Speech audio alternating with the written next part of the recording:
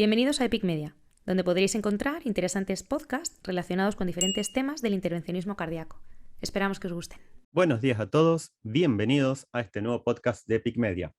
En el día de hoy vamos a estar hablando acerca del pretratamiento con heparina en pacientes con síndrome coronario agudo con elevación del segmento de ST. Esto es un reporte del registro sueco SCAR. Como todos bien sabemos, la angioplastia coronaria es el gold estándar para la terapia de reperfusión en este tipo de pacientes. El pretratamiento con heparina no fraccionada antes de llegar a la sala de hemodinámica es habitualmente administrarla con la intención de mejorar la reperfusión espontánea y reducir la carga trombótica.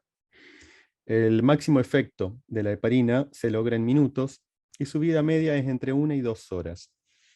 La dosis máxima de pretratamiento que utilizaron en este registro fue de 5.000 unidades internacionales. Enrolaron 285.000 pacientes entre 2008 y 2016.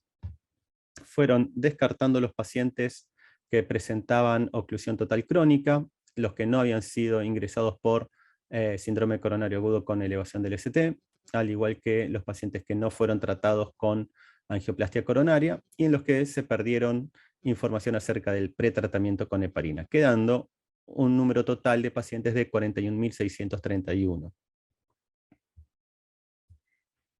El 38% de los pacientes, o sea, 16.000, fueron randomizados al pretratamiento con heparina y el otro 25.000 pacientes, que equivale a un 62%, no recibieron el pretratamiento con heparina.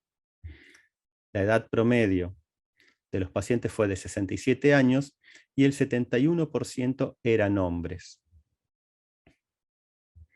Con respecto a las comorbilidades de estos pacientes, podemos destacar que el 23% presentaba hiperlipidemia, el 46% eran hipertensos, un 14% de los pacientes habían presentado en algún momento de sus vidas un infarto de miocardio y casi un 6% habían padecido un stroke. Con respecto al tratamiento antitrombótico previo a la angioplastia, lo habían recibido un 90% de los pacientes, siendo la aspirina la más utilizada en el 86% de los mismos, y el clopidogrel venía siendo administrado en un 41% de los pacientes.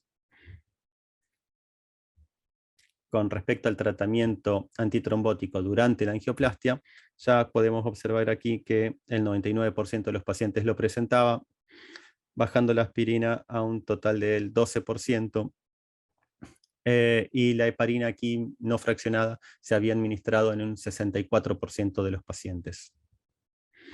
Con respecto a las características clínicas de estos pacientes, podemos decir que el 3,2% de los pacientes había entrado con shock cardiogénico y el sitio de acceso radial había sido utilizado en un 63% del total de los pacientes. El 66% de los pacientes habían presentado oclusión arterial en la coronariografía. La mortalidad había sido del 6,5% y el sangrado mayor intrahospitalario había sido aproximadamente del 2% de los pacientes. Lo informan el sangrado mayor como una caída de la hemoglobina de 3 gramos por decilitro. Para la mortalidad podemos ver en esta columna que el sitio de acceso y la cantidad de vasos afectados fueron modificadores de efecto en este registro. En cambio, para el sangrado, lo fueron el sitio de acceso, en este caso el radial fue significativamente menor, al igual que el peso, en los menores de 60 kilos el sangrado fue más elevado significativamente, y la edad también fue un factor determinante en los mayores de 75 años. Con respecto al peso, que lo definieron como menores de 60 kilos, uno puede inferir que este aumento de riesgo puede ser porque recibieron una dosis de heparina demasiado alta para el peso que tenía que administrarse. Con respecto a las conclusiones, informan que el pretratamiento con heparina no fraccionada antes de llegar a la sala en pacientes con STEMI se asoció con una reducción del riesgo de oclusión coronaria al inicio, con un número necesario a tratar de 12 pacientes, sin aumentar el riesgo de sangrado mayor intrahospitalario. Con respecto a la mortalidad, el número necesario a tratar fue de 94, pero no tuvo un efecto robusto en los análisis de sensibilidad que utilizaron.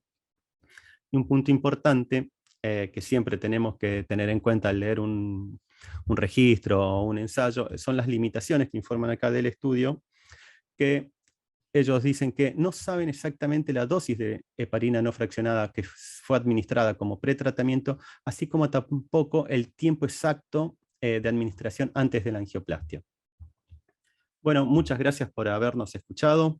Nos vemos en el próximo podcast de Epic Media. Muchas gracias. Os esperamos en el próximo podcast en Epic Media.